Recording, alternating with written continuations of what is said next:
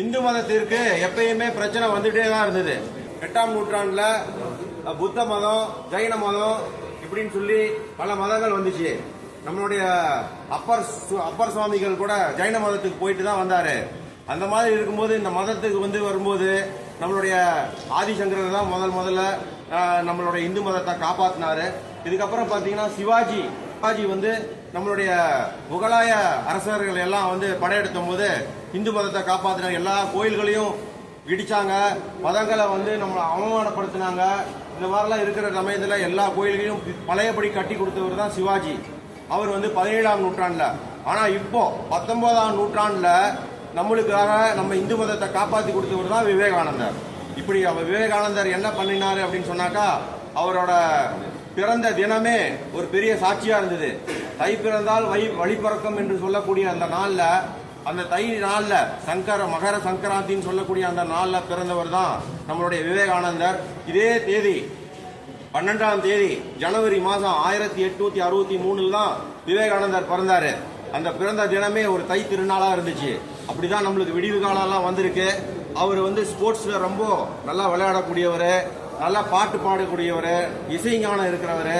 இதெல்லாம் எப்படி வந்ததுன்னா, அவங்க அப்பா விஸ்வநாத் தத்தா, இவர் நரேந்திரநாத் தத்தா, ரெண்டு பேருமே ஒரு உயரிய ஃபேமிலியை சேர்ந்தவங்க. அவர் ஒரு பெரிய வக்கீல். அவங்க அப்பா ஒரு பெரிய வக்கீல். அவங்க அம்மா புவனேஸ்வரி தேவி. அவங்க ராமாயணம், மகாபாரதம் இதெல்லாம் சொல்லி வளர்த்து கொடுத்தாங்க. நம்ம அதான் குழந்தைகளை இந்து மதத்தில் பிறக்கும் போது நம்ம குழந்தைங்களுக்கு எல்லாம் நிறைய இந்த மத போதனைகள் பிறக்கும் போது இருந்த கதைகள் சொல்லி வளர்க்கணும். இப்படி வளர்ந்தவர் தான் விவேகானந்தர். அவர் இந்த கதைகள் எல்லாம் கேட்டு ஸ்காட்டிஷ் சர்ச் காலேஜ் அப்படிங்கிற ஒரு நிறுவனத்தில் படிச்சாரு. அவருக்கு படிக்கும்போது ஆன்மீக எண்ணங்களை தூண்டி விட்டாங்க எல்லாரும். ஆனா அந்த கிறிஸ்தவ மத போதனைகள்ல அவர்களுக்கு முதன்மையான தீர்வு கிடைக்கல. அவர் எந்த ஒரு விஷயத்தையுமே குருட்டுத்தனமா நம்பக்கூடியவர் விவேகானந்தர் கிடையாது. அப்போ எந்த ஒரு விஷயத்தையும் அவரால் ஏத்துக்க முடியல. அவர் தேடிக்கிட்டே இருந்தாரு ஆன்மீக பதில் நல்லா எங்க கிடைக்கும் அப்படின்னு சொல்லி. அப்பதான் வில்லியம் ஹஸ்டின் அப்படிங்கிற ஒரு ஆங்கில பேராசிரியர் தான் அவருக்குள்ள இருக்கிற எண்ணத்தை, ஆன்மீக எண்ணத்தை தூண்டினவர். அந்த வில்லியம் ஹஸ்டின் என்ன சொன்னார்னா, வில்லியம் வேர்ட்ஸ்வொர்த்ங்கிற ஒரு போயட், அவரை பத்தி பாடம் நடத்திட்டு இருக்கும்போது, காதல்ல வயப்படணும், மனது காதல்ல வயப்படணும் அப்படின்னு சொல்லி பேசும்போது அவர் சொல்றாரு, ராமகிருஷ்ணன் ஒருத்தர் தக்கினேஸ்வரன் காளி தேவி கோயில்ல இருக்காரு, அவரை நம்ம பார்த்தாலே நம்மளுக்கு ஒரு காதல் வயம் வரும் அப்படின்னு சொல்லி சொன்ன உடனே தான் அவருக்கு இவர் ரவீந்திரநாத் தாகூரை எல்லாம் போய் பார்க்கிறாரு விவேகானந்தர். ஆனா நம்ம ராமகிருஷ்ணனை பார்த்தாதான் தாகம் அடங்கும்னு சொல்லி நவம்பர் மாசம் 1881 ராமகிருஷ்ணரை தட்சிணேஸ்வர் காளி கோயில்ல போய் நம்மளுடைய விவேகானந்தர் அவரை சந்திக்கிறாரு. சந்திச்ச உடனே பூரிப்பு அடைஞ்சது இவர் மட்டும் இல்ல, அவரு ராமகிருஷ்ணரும் தான் பூரிப்பு அடைகிறாரு. ஏன்னா இந்து மதத்துக்கு நடந்திருக்கக்கூடிய இந்த சேலஞ்சஸ், இந்து மதத்துக்கு பயங்கரமான சேலஞ்சஸ், இந்து மதம் இருக்குமா இருக்காதாங்கிற நிலையில இருந்த டைம்ல ராமகிருஷ்ணன் நினைக்கிறாரு உலகம் பூரா பரப்பணும்னு. அப்போ அவர் ஆங்கில கல்வியில படிச்சு உயரிய ஒரு பிரிட்டிஷ் அரசால நடத்தக்கூடிய ஒரு கல்வியில படிச்ச இந்த மாணவனை பார்த்த 18 வயசு மாணவன் நரேந்திரநாத் தத்தா பார்த்த உடனே இவருக்கு ரொம்ப சந்தோஷம் ஆயிடுது. இனி இந்து மதத்தை காப்பாத்திடலாங்கிற நம்பிக்கை வருது. முதல் பார்த்த உடனே நரேந்திரநாத்தை பார்த்த உடனே அந்த நம்பிக்கை வருது. அந்த நம்பிக்கை வந்த போது ரெண்டு பேரும் நல்லா உரையாடுறாங்க. அந்த உரையாடல முடிஞ்ச போது நரேந்திரநாத் கேட்கிறாரு, கடவுளை நீங்க பார்த்திருக்கீங்களான்னு கேட்கிறாரு. இவரு சொல்றாரு ராமகிருஷ்ணன், நான் பார்த்திருக்கேன் அப்படின்னாரு. எப்படி பார்த்திருக்கீங்க, எந்த ரூபத்துல பார்த்திருக்கீங்க? இப்ப நானும் நீயும் உட்காந்து பேசிட்டு இருக்கோமே, இதே மாதிரி நானும் சாமியும் உட்காந்து பேசுவோம், நானும் அந்த பராசக்தி காளி தேவியும் உட்காந்து பேசுவோம் அப்படின்னு சொல்லி ரெண்டு பேரும் பேசணும்னா, சரி நானும் பார்க்க முடியுமா? நரேந்திரநாத் கேட்கிறாரு, நானும் சாமியை பார்க்க முடியுமா, நானும் சாமிகிட்ட பேச முடியுமா அப்படின்னு கேட்கும்போது சொல்றாங்க, தாராளமா பார்க்கலாமே அப்படின்னா. அதுக்கு என்ன பண்ணணும் என்னன்னா, நீ அழணும், உன்னோட தேவியை நினைச்சு நீ அழணும். நீ எந்த கடவுளை நினைக்கிறியோ அந்த கடவுளை நினைச்சு நீ அழணும். அழுது உன்னோட மனசை உருக்கணும் இப்படின்ற சொன்ன பதில்ல அந்த நரேந்திரநாத்துக்கு ஒரு ஏற்பு இல்லை. எதுக்கு நான் அழகணும், நான் எதுக்கு போய் சாமியை பார்த்து அழணும் அப்படிங்கிற அந்த ஒரு பதில அவருக்கு கன்விக்ஷன் வரல, நம்பிக்கை வரல. நான் எதுக்கு சாமியை பார்த்து அழணும். அதுக்கப்புறம் 5 வருஷம் பார்க்கவே இல்லை. இந்த ராமகிருஷ்ணரை அதுக்கப்புறம் 5 வருஷம் 1881 போய் பார்த்தவர் 1886 திருப்பி போய் பார்க்கறாரு. 5 வருஷம் தேடி அலையறாரு. மறுபடியும் வந்து இங்க ஆன்மீகத்துக்கு தேடுற வழிக்கு நம்மளுக்கு ஒரே வழி ராமகிருஷ்ணர் தான் அப்படின்னு சொல்லிட்டு திருப்பியும் ராமகிருஷ்ணர்கிட்ட போறாரு. ஆனா 2வது அவர் போனார் பாத்தீங்களா, அப்போ அவர் விவேகானந்தர் இருக்காரு. அண்ணன் சோதனை இவ்வளவுதான் இல்லைங்க. இந்த நரேந்திரநாத் முதல்ல உடல் ரீதியா ஒரு சோதனையை வைக்கிறாரு. உடல் ரீதியா எப்படி சோதனை வச்சாரு தெரியுமா? ஒரு சில்வர் காயின், அந்த சில்வர் காயின் எடுத்து ராமகிருஷ்ணன் படுத்திருக்கக்கூடிய பெட்டு கடியில போட்டாரு. அப்போ ராமகிருஷ்ணன் வந்து வராரு, உட்காந்து குதிக்கிறாரு. என்ன இந்த பெட்டு கடியில ஏதோ வச்சிருக்கிற நரேந்திரனா, நீ எடுத்துரு அப்படின்னாரு. அப்போ உடல் ரீதியா அவர் நம்புறாரு, ஆஹா நான் வந்து வச்ச காயினை வந்து எப்படி இவரால் கண்டுபிடிக்க முடியுது, இந்த சோதனையில வெற்றி அடைகிறாரு. அதுக்கு அடுத்தது உலக ரீதியா அந்த உருவ நிலை அருவ நிலை, நீங்க உருவத்திலையும் பார்க்கலாம் அருவத்திலையும் பார்க்கலாம் சாமின்னு சொன்னீங்க இல்லையா, அப்படின்னு சொல்லி அதுக்கான கேள்விகள் எல்லாம் கேட்கிறாரு. லாஜிக்கல் ரீசனிங், இந்த மாதிரி லாஜிக்கல் ரீசனிங் வச்சு டெஸ்ட் பண்றாரு. யாரு? நரேந்திரநாத் ராமகிருஷ்ணரை டெஸ்ட் பண்றாரு. டெஸ்ட் பண்ணி அதுலயும் ஒரு கன்விக்ஷன் வருது. 3வதா ஒரு சோதனை வைக்கிறாரு. ஏன்னா எல்லாரும் வந்து ராமகிருஷ்ணரை வந்து ஒரு பரவச நிலைக்கு போயிடுவார், பைத்தியம் மாதிரி இருப்பாரு, ஆடுவாரு பாடுவாரு. இது வந்து உண்மையாவே இவர் வந்து நல்ல மனிதரா இல்ல பைத்தியமான்னு சொல்லி டெஸ்ட் பண்ணி சைக்காலஜிஸ்ட் டாக்டரை கூட்டிட்டு வந்தாரு. கூட்டிட்டு வந்து டெஸ்ட் வச்சாரு. அந்த டெஸ்ட் சைக்காலஜிஸ்ட் டெஸ்ட்டை வச்சும் போது அந்த டாக்டர் சொல்றாங்க, இல்ல இவர் நல்ல மனிதர் தான், இவர் உண்மையிலேயே ஆன்மீகத்தில் இருக்கக்கூடியதான் சொல்லி டாக்டர் சொன்னதுக்கு அப்புறம் அதை நம்புறாரு. கடைசியா ஒரு சோதனை வச்சாருங்க. ராமகிருஷ்ணர் வந்து சாக கிடக்கிறாரு. அவர் சாக கிடக்கும் போது அவர் என்ன நினைக்கிறாரு? யாரு? விவேகானந்தர், அதாவது நரேந்திரநாத் நினைக்கிறாரு, இந்த நேரத்துல இவர் சாக கிடைக்கிற இந்த நேரத்துல எனக்கு ஆன்மீக போதனை பண்ணினார்னா மட்டும்தான் நான் நம்புவேன்னு மனசுல நினைக்கிறாரு. அந்த மனசுல நினைக்கும் போது எல்லாருக்கும் ஆச்சரியமா இருக்கும். அவர் சொல்றாருங்க, யாரு? ராமகிருஷ்ணர் சொல்றாரு. ராமகிருஷ்ணர் சொல்றாரு, நரேந்திரா கூப்பிடுறாரு, நரேந்திரா நீ நினைக்கிறது தப்பு. ராமனா பிறந்தவன் நான் தான், கிருஷ்ணரா பிறந்தவர் நான் தான். இப்ப ராமகிருஷ்ணனா பிறந்தவர் அதே ராமனா கிருஷ்ணா பிறந்த இந்த இடத்துல நீங்க கை தட்டியா ஆகணும். யாருக்காவது தெரியுமா? அவதார புருஷன் தான் ராமகிருஷ்ணர். ராமரா இருந்தவர் அவர் தான், கிருஷ்ணரா பிறந்தவர் அவர் தான், ராமகிருஷ்ணரா பிறந்தவர் அவர் தான். இந்த செய்தியார் தெரியுமா? இந்து மதத்துல இருக்கோம். நம்ம இந்து மதத்தை பத்தி நிறைய தெரிஞ்சுக்கணுங்கிறதுக்காக நான் சொல்றேன். ராமகிருஷ்ணனா அவதாரம் எடுத்தவர் தான் நம்மளுடைய ராமனாவும், கிருஷ்ணா அவதாரம் எடுத்தவர் தான் ராமகிருஷ்ணர். இதை நான் சொல்லல, நீங்க சொல்லல, அவரே சொன்னாருங்க. வேலையும் சொல்றாரு. நீ நினைக்கலாம் எல்லா உருவத்திலேயே இருக்கக்கூடியவர் நீங்க அப்படின்னு சொல்லி நீ நினைக்கலாம். வேதாந்த ரீதியில நான் சொல்லல, நானும் நீ எப்படி பிறந்தமோ அந்த ரீதியில நான் சொல்றேன் அப்படின்னு சொன்ன உடனே ஒரு சம்பவம் நடக்குதுங்க. நரேந்திரநாத் ஆனா இவரு ஒரு விஸ்வரூபத்தை பார்த்த ஒரு சந்தோஷம் கிடைக்குது. அந்த விஸ்வரூப சந்தோஷத்தை கிடைச்சிருந்தா எனக்கு வந்து நிர்விகல்பா சமாதி நிலையை கொடுத்துரு. யார் சொல்றா? நரேந்திரநாத் சொல்றாரு. இனிமேல் இந்த ஒரு நீங்க சொன்னீங்க இல்லையா, நீங்க ராமராவும் வந்துட்டீங்க, கிருஷ்ணராவும் வந்துட்டீங்க, இப்ப ராமகிருஷ்ணா என் கண்ணு முன்னாடி விஸ்வரூபம் எடுத்து நிக்கிறீங்களே, எனக்கு இதோட போதும், என்னோட வாழ்க்கை முடிஞ்சிருச்சு, நான் இனிமேல் வாழ விரும்பல, எனக்கு ஒரு சமாதி நிலை நிர்விகல்பா நிலையை கொடுத்துரு அப்படின்னு சொல்லி கேட்கும்போது ராமகிருஷ்ணன் சொல்றாரு, நீ உணர்ந்துட்ட, ஆன்மீக ரீதியா நீ கடவுளை உணர்ந்துட்ட, இதே மாதிரி மற்றவர்கள் எல்லாருக்கும் இந்த ஒரு அனுபவத்தை நீ கொடுக்கணும்னு நினைக்கிறியா இல்ல உன்னையோட முடிச்சுக்கணும்னு நினைக்கிறியான்னு ஒரு கேள்வி கேட்கிறாரு. அப்ப சொல்றாரு நரேந்திரநாத் சொல்றாரு, இல்ல நான் எனக்கு கிடைச்ச இந்த அனுபவ ரீதியான ஒரு வெற்றி அனைவர்களுக்கும் கிடைக்கணும்ன்றதான் நான் விரும்புறேன். நான் ஒரு ஆலமரம் மாதிரி இந்த ஒரு செய்தியை எல்லாருக்கும் பரப்பணும்னு விரும்புறேன் அப்படின்னு சொல்லி கேட்கும்போது அப்ப சொன்னாரு ராமகிருஷ்ணன் சொல்றாரு, அப்பனா இந்தா என்னோட சக்தியை ஃபுல்லா உனக்கு நான் தந்துடுறேன், நான் செத்துட்டேன்னு நினைக்காத, என்னோட சக்தி பூரா உனக்குள்ள வந்துடும் அப்படின்னு சொல்லி தன்னோட சக்தியை அவங்களுக்கு கொடுத்துட்டு உள்ள இருந்த சீடர்கள் அனைத்து வரைக்கும் கூப்பிடுறாரு. சீடர்கள் எல்லாத்தையும் கூப்பிட்டு, நம்ம வந்து தேவர் மகன்ல படம் பார்த்தோம் பார்த்தீங்களா, இனிமேல் எல்லாமே இவரு தான், இனிமேல் நீங்க எல்லாரும் இவரை தான் ஃபாலோ பண்ணணும் அப்படின்னு சொன்ன மாதிரி தேவர் மகன் ஸ்டைல்ல அவர் சொல்றாரு, ராமகிருஷ்ணர் சொல்றாரு, இனிமேல் நரேந்திரநாத் தான் உங்களுக்கு எல்லாம், இனிமேல் இவர் தான் வழி நடத்துவாரு, இவர் சொல்ற மாதிரி நீங்க எல்லாரும் நடந்து போங்க அப்படின்னு சொல்லி அந்த ஒரு பதவி அவருக்கு கொடுத்துட்டு 16ஆம் தேதி ஆகஸ்ட் மாசம் 1886 வருடம் இறந்து போயிடுறாரு நம்மளுடைய ராமகிருஷ்ணர். ராமகிருஷ்ணர் இறந்ததுக்கு அப்புறம் இந்த இடத்துல பாரா நகர்னு ஒரு ஊரு, அந்த இடத்துல வந்து ஒரு பாலடைஞ்ச பங்களா இருந்ததுங்க. அந்த பங்களால தான் 2 வருஷம் இன்னைக்கு நம்ம ராமகிருஷ்ண மடத்தில் சொல்லக்கூடிய அனைத்து விஷயமான எல்லாத்தையும் அந்த ப்ரோக்ராமிங் காலையில இருந்து நைட்டு படுக்கிற வரைக்கும் ஒரு மனிதன் என்ன செய்ய வேண்டும், எப்படி தவம் பண்ணணும், எப்படி தியானம் பண்ணணும், என்னென்ன உடல் பயிற்சிகள் செய்ய வேண்டும், என்னென்ன மாதிரியான வாழ்க்கை வாழணும், நம்ம எண்ணங்களை எப்படி வச்சுக்கணும் இப்படிங்கிற எல்லா கருத்துக்களையும் தங்களுடைய சீடர்களுக்கு 2 வருஷம் ஃபுல்லா 1888 வரைக்கும் நல்லா சொல்லி கொடுத்துட்டு 88ல இருந்து 92 வரைக்குங்க இந்தியா ஃபுல்லா சுத்தினாரு.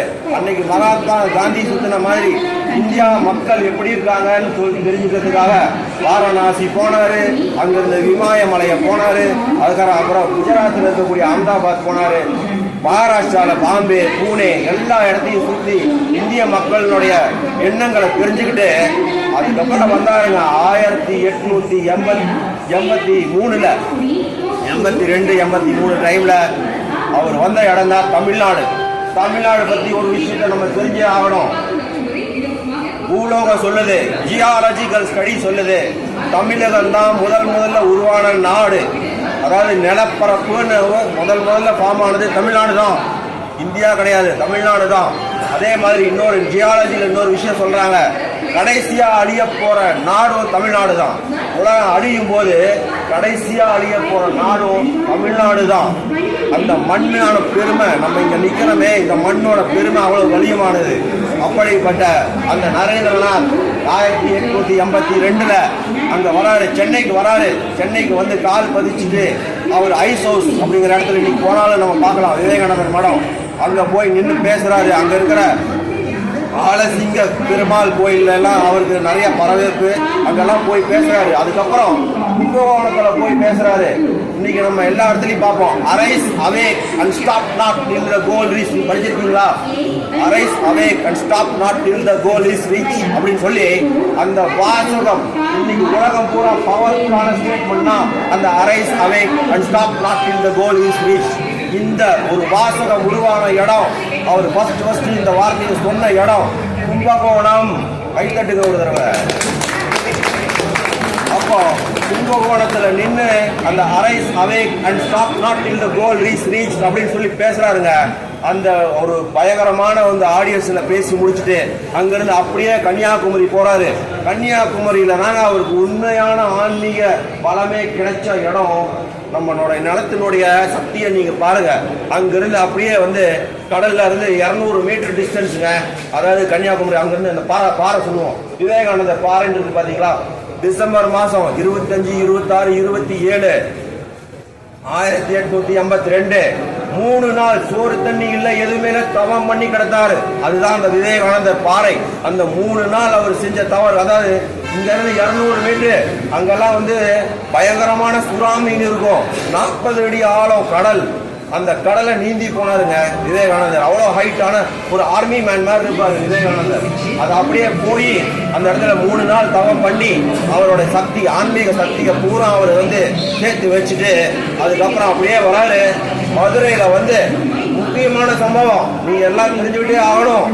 எல்லாரும் நினைச்சுக்கிட்டு இருக்கோம், நம்ம சிகாகோவில் போய் பேசினாரே, அது எவ்வளவு பெரிய விஷயம், விவேகானந்தரோட வாழ்க்கையில நடந்த முக்கியமான விஷயம்.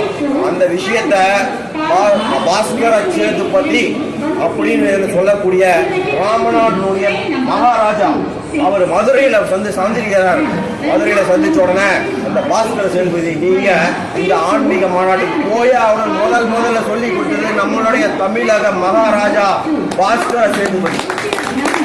பாஸ்கர சேதுபதி சொல்றாரு, இந்த ஆன்மீக மாநாட்டுல நம்ம இந்து மதத்தை மீட்டு எடுக்கணும்னா நீங்க அங்க போய் பேசணும் அப்படின்னு சொல்லி சொல்றாரு. அதுக்கு வந்து காசு பணம் இல்ல, என்கிட்ட எதுவுமே இல்லை, நான் எப்படி அவ்வளவு தூரம் போய் நான் தங்கி சாப்பிட்டு எப்படி பண்றது, காசு பணத்தை நான் தரேன்னு சொன்னாருங்க பாஸ்கர சேதுபதி. எல்லா காசையும் கொடுத்தாரு, பொன் பொருள் எல்லாம் கொடுத்து நீங்க போகணும்னு சொன்னாரு. அங்க இருந்து திருப்பி வந்து ஐஸ் ஹவுஸ் சொன்னாரு சென்னை, அங்கேயும் பணம் காசு தராங்க. இவருக்கு ரொம்ப க்ளோஸ் நண்பர்னு சொல்றவரு ராஜா கெத்ரி, அதாவது ராஜஸ்தான் மகாராஜா. ராஜஸ்தான் அவர் தான் ரொம்ப க்ளோஸ் ஃப்ரெண்டு, அவரும் ஒரு மகாராஜா தான், ஏழ்மை மக்களுக்கான மகாராஜா தான் இந்த அஜித் சிங் என்று சொல்லக்கூடிய அந்த ராஜா கெத்ரி. அவர்கிட்ட போய் கேட்கிறாரு, இந்த மாதிரி போலாமா, நானே இந்த ஒரு ஆன்மீக மாநாட்டுக்கு நான் போறது உத்தமமான்னு கேட்டோன்னே அவர் சொல்றாருங்க, சுவாமி விவேகானந்தான் முதல்ல பெயர் கொடுத்தது இந்த ராஜா கெத்ரி தான். சுவாமி விவேகானந்தாங்கிற ஒரு பேரை வச்சுக்கிட்டு நீ தமிழகத்தின் எல்லையிலிருந்து இந்த ஒரு செய்தியை கொண்டு வந்தது ரொம்ப சந்தோஷமான செய்தி. நீ கொண்டு வந்த இந்த செய்தி ரொம்ப உத்தமமானது. நீங்க கண்டிப்பா இந்த உலக மாநாட்டுக்கு போய்தான் ஆகணும்னு சொல்லி அந்த உலக மாநாட்டுக்கு கிளம்பி போறாருங்க. ஜூலை மாதம் 1883 நாமெல்லாம் ஒரு வெளிநாட்டுக்கு போறோம். நீங்க விவேகானந்தர் செய்தி வெறுமனே செய்தி கிடையாது, வாழ்க்கையில எப்படி வாழணும்னு தெரிஞ்சுக்கக்கூடிய செய்தி தான் அவரோட வாழ்க்கை, நடைமுறை வாழ்க்கை. நம்ம ஒரு இடத்துக்கு போறோம், ஒரு வேலையா போறோம், அமெரிக்கா போறோம், 3 நாள் 4 நாள் தங்கலாம். அங்க போனோம்னு சொல்றாங்க, நீங்க வந்த மாநாடு ஜூலை மாசம், ஆகஸ்ட் செப்டம்பர் மாசம் தான் நடக்கும். 3 மாசம் கிடையாது. 3 மாசம் எப்படிங்க தங்குவாரு? சாப்பாடுக்கு வழி இல்லாம காசு இல்லாத வருது. 3 மாசம் நீங்க இங்க தங்கி ஆகணும் அப்படின்னு சொல்றாங்க. இப்போ ஒரு பிரச்சனை, மாநாடு செப்டம்பர்ல தான் நடக்க போகுதுங்கிறது. 2வது பிரச்சனை என்ன தெரியுமா? அதுக்கு அழைப்பிதழ் இருக்கணும். அமெரிக்கால யாராவது கொடுத்த அழைப்புதல் இருக்கணும், அப்பதான் போக முடியும்ன்றாங்க. 3வது அவருக்கு வந்த பிரச்சனை என்ன தெரியுமா? அப்ளிகேஷன் டேட் முடிஞ்சு போச்சுன்னு சொல்றாங்க. நீங்க இன்னைக்கு போற என்ன நினைப்பீங்க பாருங்க. 3 பிரச்சனை. 1 செப்டம்பர் மாசம், அது வரைக்கும் சோறு தண்ணிக்கு வழி இல்ல. 2வது பிரச்சனை அழைப்பிதழ் வேணும், அதுக்கு வழி இல்ல. 3வது பிரச்சனை அப்ளிகேஷன் ஃபார்ம் சப்மிட் பண்ற டேட்டே முடிஞ்சு போச்சு. இதுக்கப்புறம் யாராவது இருப்பீங்களா? அதான் ஆன்மீக பலம். நம்மளுடைய ஆன்மீக பலம் பாசிட்டிவான வைப்ரேஷனோட நம்ம இறைவனை சந்திக்கிறோம். ராமகிருஷ்ணனை வேண்டாரு, ராமகிருஷ்ணா எனக்கு சத்திய கொடு அப்படின்னு சொல்லி இருக்கும்போது இதே மாதிரி ரயில்வே ஸ்டேஷன்லங்க விவேகானந்தர் படுத்து தூங்கினாருங்க. குளிர்ல பஞ்செல்லாம் வச்சுக்கிட்டு, காதுல பஞ்செல்லாம் வச்சுக்கிட்டு, அந்த பேக்கிங் மெட்டீரியல் இருக்கக்கூடிய அட்டை பாக்ஸ், அந்த அட்டை பாக்ஸ்குள்ளதான் படுத்து தூங்கினாரு ராமகிருஷ்ணன். எங்க? சிகாகோவில் போய் படுத்து தூங்கிட்டு என்ன பண்றதுன்னு தெரியல. இருந்த காசெல்லாம் செலவாகுது, சாப்பாடு சாப்பிட்றதுக்கு வழி இல்லை. அப்படி இருக்கும்போதுதான் ஒரு முக்கியமான லேடி, கேக் சாண்ட்பர்ன் அப்படிங்கிற ஒரு லேடிங்க, அந்த லேடி சொல்றாங்க, உங்களுக்கான நல்ல வழி பாஸ்டனுக்கு வாங்க. பாஸ்டன், சிகாகோவில் இருக்க வேண்டாம், நம்ம பாஸ்டன் போயிடுவோம் அப்படின்னு சொல்லிட்டு பாஸ்டன் கூட்டிட்டு போயிட்டு அங்க ஜான் ஹென்றி ரைட் அப்படின்ற JH ரைட், நம்ம எல்லாம் நினைச்சுக்கிட்டு இருக்கோம் சிகாகோவில் பேசிதான் மக்களை ஜெயிச்சாருன்னு. அதுக்கு முன்னாடியே ஜெயிச்சவர் தான் அந்த John H right. John H ரைட்டை 3 மணி நேரம் பேசுறாங்க 2 பேரும். 3 மணி நேரம் பேசுறாங்க 2 பேரும். பேசி முடிச்சதுக்கு அப்புறம் நான் சொல்றாரு, நீங்க ஹார்வர்ட் யூனிவர்சிட்டியில மிகப்பெரிய பேராசிரியரா இருக்கிறீங்க, எனக்கு ரெக்கமெண்ட் பண்ணுங்க, எனக்கு ஒரு இன்விடேஷன் கொடுக்க வேண்டியது இருக்கு, நான் சிகாகோவில் பேசணும், அதுக்கு லெட்டர் கொடுங்கன்னு கேட்டாரு. அதுக்கு 3 மணி நேரம் பேச்சுட்டாங்க. அப்ப சொல்றாரு இந்து மதத்தை பத்தின பேச்சு. அதுக்கு சொல்றாரு அவர் ஜான் H ரைட் என்ன தெரியுமா சொன்னாரு? சூரியன் ஒளிக்கிறதுக்கு சூரியனே பர்மிஷன் கேட்கலாமான்னு கேட்டாரு. நம்ம இந்து மதத்தினுடைய சக்தியை பாருங்க. இந்து மதத்தை பத்தி தான் பேசினார். 3 மணி நேரம் பேசினார். 3 மணி நேரம் பேசணும்னு அவர் சொன்னாரு, நீங்க ஒரு சூரியன் இல்லாம வாழ முடியுமா? நீங்க தான் முக்கியம். இது சொன்னது ஜான் H ரைட் என்ற இந்த ஒரு விஷயத்தை சொன்னாரு. அப்புறம் உடனே எழுதுறாரு, நீங்க இப்படி ஒரு கேள்வி கேட்கணும். உடனே கமிட்டி சேர்மனுக்கு ஒரு லெட்டர் எழுதுறாரு, இவர் கண்டிப்பா இருந்தா ஆகணும், இந்த மாநாடு இவரால நடக்கும், இவர் கண்டிப்பா நடக்கணும்னு சொல்லி ஒரு ரெக்கமெண்டேஷன் லெட்டர் இமீடியட்டா டைப் பண்ணி அனுப்புறாரு. அப்ப அவருக்கு பர்மிஷன் கிடைச்சிருது. இதுக்கப்புறமும் ஒரு சோதனை வருது. சிகாகோ அவர் தனியா போறாரு, ட்ரெயின்ல போய் இறங்கினதுக்கு அப்புறம் வழி மறந்து போச்சு. 9 மணிக்கு ஆரம்பிக்க வேண்டிய கான்ஃபரன்ஸுங்க. அந்த கான்ஃபரன்ஸ்னால அவருக்கு டைமுக்கு போக முடியல. ஊர் அங்கேயும் சுத்திக்கிட்டு இருக்காரு. அந்த இடத்துலதான் ஹேலே அப்படின்னு சொல்லக்கூடிய ஒரு லேடி, ஜார்ஜ் W ஹேலே, அந்த லேடி யாரோ ரோட்ல ஆன்மீக சக்தியை நீங்க யோசிச்சு பாருங்க. எங்கேயுமே இல்லை. நம்ம ஏதாவது ஒரு விஷயத்த ட்ரை பண்றோம், விட்டுறோம், ஆனா உடல. இவர் யாரு? இவர் என்ன சொத்து சம்பாதிக்கவா போனாரு? அங்க நினைச்சு பாருங்க. விவேகானந்தர் அவர் இந்து மதத்தை மீட்டெடுக்கணும்னு போனாங்க. ஆனாலும் அவரோட விடாமுயற்சியை நம்ம பார்க்கணும். நம்ம எவ்வளவோ வியாபாரம் பண்றோம், எவ்வளவு முயற்சிகளை பண்றோம். இந்த முயற்சியில நம்ம வெற்றி அடையலைன்னா தோண்டு போயிடுறோம். ஆனா அங்க ஜார்ஜ் W ஹேலேங்கிற ஒரு லேடி, கடவுள் இந்த மாதிரி தான் ஒரு ரூபத்துல வருவாங்க. அவங்க ரோட்ல இருந்து அந்த மனிதர் பார்த்தீங்கன்னா அந்த சிண்டு போட்டுக்கிட்டு, ஆரஞ்சு கலர் ஜிப்பா போட்டுக்கிட்டு, அங்கெல்லாம் கோட்டு போட்டுக்கிட்டு இருக்கிற மக்கள் அந்த இடத்துல அப்படினாலும் இருந்தாலும் நீங்க வாங்கன்னு சொல்லி கூட்டிட்டு போய் விடுறாங்க. அந்த ஹாலேங்கிற லேடி கொண்டு போய் விட்டாங்க. யோசிச்சு பாருங்க, 7000 பேர் சிகாகோ மாநாடுல அப்படி ஒரு 7000 பேர் உட்கார்ந்துருக்காங்க. இவர் 6 வருஷம் பேசிட்டு இருந்திருக்காரு. ராமகிருஷ்ணன் இறந்து போனது 86ல, 93 வரைக்கும் இந்த 7-8 வருஷம் பேசியிருக்காருங்க. எல்லாமே 200-300 பேருக்கு முன்னாடி தான். 7000 பேரை பார்த்த உடனே இவருக்கு அப்படியே கதி கலங்கி நடுங்கி போயிடுறாரு. பேச மாட்டேன்னு சொல்லிட்டாரு. இதே மாதிரிதான் காந்திஜிக்கு நடந்தது. அவரும் ஒரு வக்கீல், போய் பேச முடியல, அதனால குமாஸ்தாவா இருந்தாரு. அதே மாதிரி நிலைமை விவேகானந்தருக்கு வந்தது. அவர் பேச முடியலன்னு சொன்னோன்னே 1 மணி நேரம், 2 மணி நேரம், 3 மணி நேரம் போய் மத்தியானம் லஞ்ச் வரைக்கும் பேச மாட்டேன்னு சொன்னாருங்க. அதுக்கப்புறம் பிடிச்சி எடுத்துட்டு அவரை பேச வச்சாங்க. விவேகானந்தர் இப்படியெல்லாம் அவர் எவ்வளோ ஈஸியாக பேசலை. அப்படியே போய் பொழிச்சு இழுத்துட்டு ஸ்டேஜ் மேலே நிற்க வைக்கிறாங்க. நிற்க வச்சோன்னே ராமகிருஷ்ணர் அப்படியே ஒரு நிமிஷம் அப்படியே ஃபுல்லாக நினைக்கிறாரு. ராமகிருஷ்ணா, எனக்கு சக்தியை நீ தான் தரணும் அப்படின்னு சொல்லி அவர் வேண்டிக்கிட்டு, my dear sisters and brothers of America சொன்ன உடனே கை தட்டுறாங்க. கை தட்டுங்க. இந்த கைத்தட்டல், இது மாதிரி கைத்தட்டல் 2 நிமிஷம், முழு 2 நிமிஷம் கை தட்டுறான். லேடிஸ் அண்ட் ஜென்டில்மேன், அப்படி ஒரு அருமையான ஒரு பேச்சு. 7 நிமிஷம். அடுத்த நாள் நியூஸ் பேப்பர்ல இணைச்சு பாருங்க. சிகாகோவில் போய் அட்டை பாக்ஸில் படுத்து தூங்கினவர் அந்த அடுத்த நாள் நியூஸ் பேப்பர்ல வருது. சிகாகோ நியூஸ் பேப்பர்ல என்ன தெரியுமா வருது? நாமெல்லாம் கிறிஸ்டியன் மிஷனரிஸை இந்தியாவுக்கு அனுப்பிச்சுக்கிட்டு இருக்கிறோம். இந்தியாவில் இருக்கிற எல்லாரும் அறிவாளிங்களுக்கு நமக்கு கிறிஸ்டியன் மிஷனரி அனுப்பணுன்ற அவசியம் இல்லை. நியூஸ் பேப்பர்ல எழுதினான் அவரோட விவேகானந்தர். கைத்தட்டுங்க, நீங்கெல்லாம் கைத்தட்டும். அதனால அந்த மாதிரி ஒரு நியூஸ் பேப்பர்ல போட்டு அந்த விவேகானந்தரை அந்த செய்தியை சொல்றாங்க. இதுக்கப்புறம் ஒரு முக்கியமான சம்பவங்க, அதை சொல்லிட்டு நான் முடிக்கிறேங்க. அங்கிருந்து வரணும் 4.5 வருஷம். அதுக்கப்புறம் சாப்பாடு போடுறதுக்கு எல்லாம் அமெரிக்க மக்கள் சோறு போட்டாங்க. அமெரிக்க மக்கள் தங்க வச்சாங்க. அமெரிக்க மக்கள் கூப்பிட்டுக்கிட்டே இருக்காங்க, வாங்க எங்க மீட்டிங். 4.5 வருஷம் இருந்தாருங்க. 3 நாள் போன மீட்டிங் எப்படி வச்சு 4.5 வருஷம் அமெரிக்காவில் இருந்தார். அதுக்கப்புறம் இந்தியா வரணும்னு சொன்னாக்கா கொல்கத்தாவில் போய் இறங்கணுங்க. அவர் வீடு கொல்கத்தா தானே. ஆனால் அவர் கொல்கத்தா போலிங்க. முதல்ல நான் தமிழ்நாட்டில் பாஸ்கர சேதுபதி பார்ப்பேன்னு சொன்னார். பாஸ்கர சேதுபதி பார்க்குறாருங்க. பாம்பன் நதிக்கரை போட்ல இருந்து இறங்கணும். அவர் பாருங்க, இப்ப பாஸ்கர சேதுபதி நினைச்சு நம்மள சந்தோஷப்படணுங்க. பாகுபடி நம்ம பார்க்கறோம் இல்லையா? அப்படியே என்னோட காலை தூக்கி தலைமையில வைக்கணும் முதல்ல சொன்னவர் விவேகானந்தருக்கு சொல்றாரு, என் காலை தூக்கி தலைமையில வைங்க சொல்லுமா. நம்ம அவர் மரியாதை கொடுக்குறாரு. இவ்வளவு பெரிய மக்கள், இந்து மக்களை நீங்க எழுச்சி பண்ணி கொண்டு கால் தரையில படக்கூடாது, என் தலைமையில வைங்கன்னு சொன்னவர் தான் பாஸ்கர சேதுபதி. ஆனா விவேகானந்தர் சொன்னாரு, என் காலை நான் உங்களுக்கு தலைமையில வைக்க மாட்டேன் அப்படின்னு சொல்லி கையை தான் நான் தொடுவேன்னு சொல்லி கையை தொட்டு இறங்கினாரு. அங்கதான் சத்தியமேவ ஜெயதே ஒரு கூண் இன்னைக்கும் போய் பார்க்கறேன். பாம்பன் சுவாமிகளுக்கு பாம்பன் பாலத்துல வச்சிருப்பாங்க அந்த சத்தியமேவ ஜெயதே. அதுக்கப்புறம் அந்த சுதந்திர போராட்டத்தை முடிச்சுட்டு இங்க வந்தாரு. 5 விஷயம் தாங்க சொல்றாரு டோட்டலா விவேகானந்தர். முதல் விஷயம் அவர் என்ன தெரியுமா சொல்றாரு? நம்பிக்கை வைங்க. கடவுள் மேல நம்பிக்கை வைக்கிறதுக்கு முன்னாடி தன்னை நம்புங்க. இதுதான் அவர் சொன்ன ஃபர்ஸ்ட்.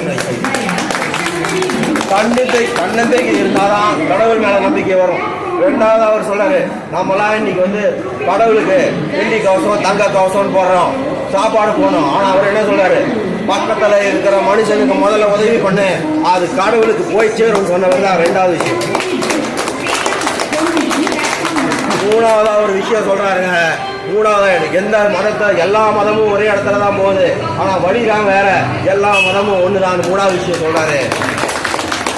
கடைசியா அவர் சொல்றாரு, ஃபுட்பால் விளையாடணுமா இல்ல கீதாவை படிக்கணுமான்னு கேட்டு விவேகானந்தர் கேட்டா அவர் சொல்றாரு, ஃபுட்பாலே விளையாடு நீங்க, ஆனா அது ஆன்மீகமா விளையாடு, கர்ம யோகமா விளையாடுன்னு சொன்னவர் தான் நம்மளுடைய விவேகானந்தர். அவர் கடவுளை கர்மாவா கர்ம யோகாவா முடியும்னு சொல்லி சொன்னாரு. ஆகையினால விவேகானந்தரை நம்ம ஃபாலோ பண்ணி இந்து மதத்தை, இன்னைக்கு இந்து மதத்துக்கு திருச்செந்தூர்லயும் திருப்பரங்குன்றத்துல என்ன நடக்குதுன்னு நான் சொல்லி தெரியணும்னு அவசியம் இல்லை. மீண்டும் இந்த இந்து மதத்துக்கு வரக்கூடிய சேலஞ்சஸ் நம்ம ஃபேஸ் பண்ணணும்னா, இந்த மாதிரி ஒரு மகானுடைய வழிமுறைகளை நம்ம பின்பற்றணும்னா இந்து மதத்தை கண்டிப்பா மீட்டெடுக்க முடியும் சொல்லி நன்றி, வாய்ப்புக்கு நன்றி கொடுத்து